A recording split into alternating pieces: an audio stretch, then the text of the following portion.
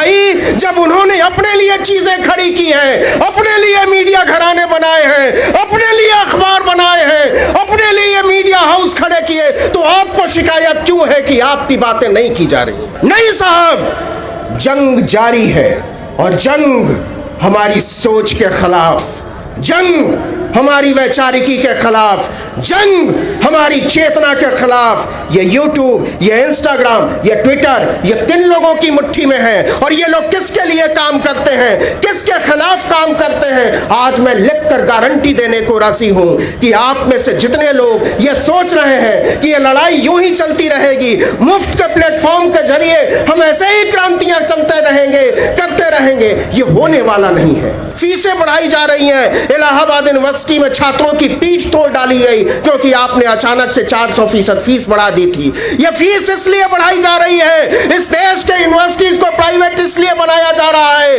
इस देश के शिक्षा व्यवस्था को इसलिए बेचा जा रहा है कि हमारी आपकी तरह के गरीब, इस देश का दलित, इस देश का पिछड़ा, इस देश का पसमानदा, इस देश का आदिवासी अगर पढ़ लिख लेगा तो आपसे सवाल करना शुरू कर देगा।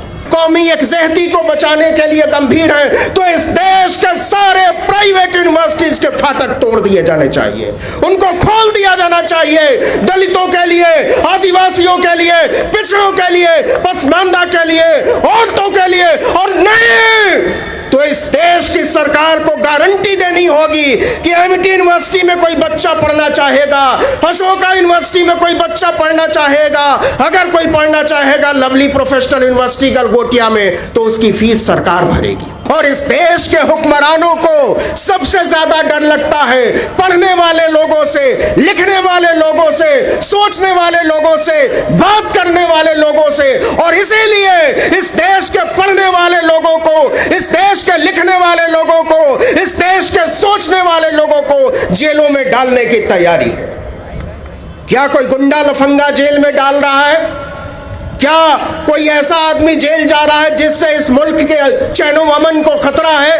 नहीं साहब, इस देश में जेल में डाले जा रहे कौन लोग? विश्वविद्यालयों में पढ़ाने वाले लोग, विश्वविद्यालयों में पढ़ने वाले लोग, किताबें लिखने वाले लोग, भाषण देने वाले लोग, विचार करने वाले लोग। क्योंकि आपको पता है कि यह सोच एक दिन आपकी सत्ता को उखाड़ कर फेंक देगी, इसलिए आप हर बात करने वाले आदमी को जेल में डाल देना चाहते हैं।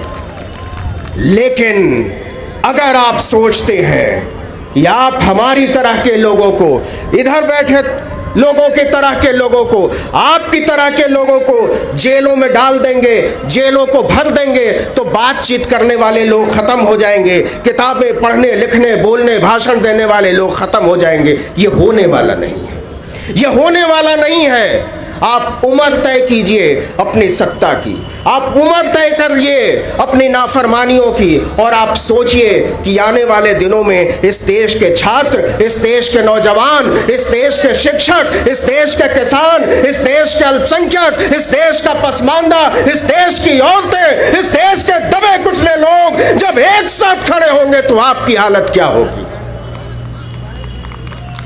आप टेलीविजन चैनलों की बात करते हैं, मैं हमेशा यह बात करता हूं, और यह बात मुझे लगता है कि मैं तब तक करता रहूंगा जब तक कि स्थितियां बेहतर नहीं होती। ये कैमरे किसके कैमरे हैं? ये लोग कौन लोग हैं? इनको यहां क्यों आना पड़ा है? ये लोग क्यों खड़े हैं? ये यहां से जाकर क्या करने वाले हैं? ये इसलिए आए हैं क्योंकि इस देश के मीडिया घराने हमारी और आपकी बात कहने को राजी नहीं है।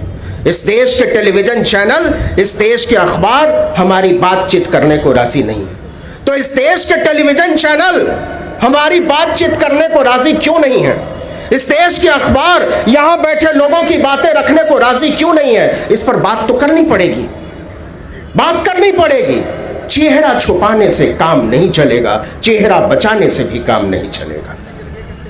आप गौर कीजिए, पिछले 15-20 सालों में इस मुल्क में जो टेलीविजन चैनल खुले, वो कौन से टेलीविजन चैनल खुले?